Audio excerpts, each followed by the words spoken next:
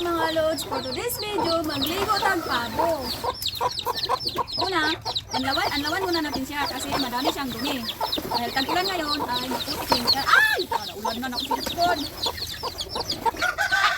Ito na lumabas.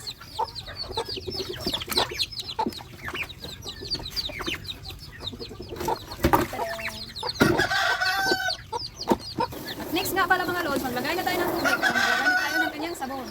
Ito pala yung kanyang sabon mga lods, imported to.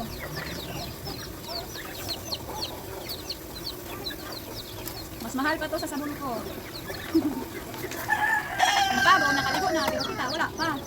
Dirty pang pangalikag sa atong ulo, buhok di ay. Ubus na. Tinapon, ubus na.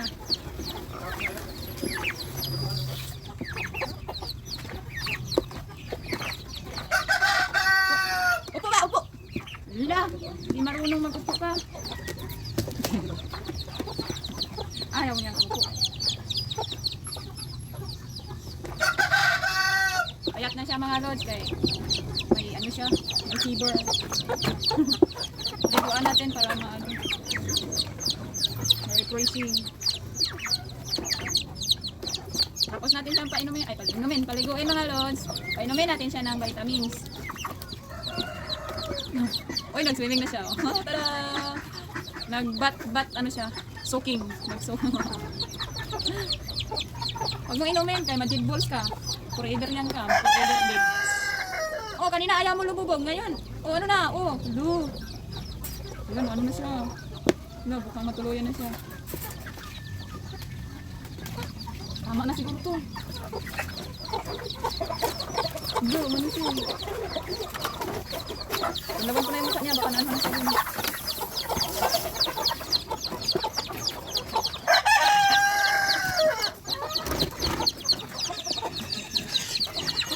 Pagkasing payat na tayo.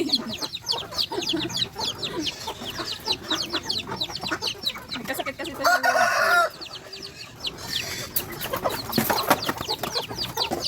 Tayo ba? Halika na, mag-inom na tag vitamins. Mamaya ko na siya banlawan para mababad pa yung ano. Ito yung kanyang vitamins mga lods, LCB. Ay, LCB. Ito yung mga pinapainis. Ay, binatay kami ng pato. Kawangay po. Galing talaga ng pato.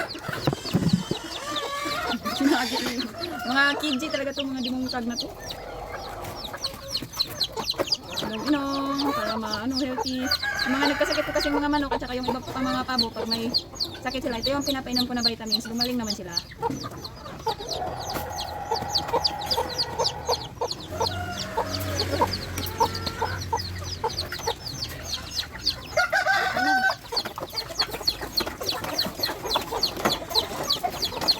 Kanina ayaw niya umupo, ngayon utong-uto na siya. Bandawan ko na pala. Nawa ako. Tumayo. A, B, C, D, E, F, G. Wala naman to siyang koto, kaya okay lang bandawan natin. Pag may mga koto sila, saka sila binababara ng ganito. Baka naano siya sa amoy ng sabon. Kaya bandawan ko na siya. Tumayo naman pala siya. Inarte lang pala siya kanina. Diba? Amen. Yeah.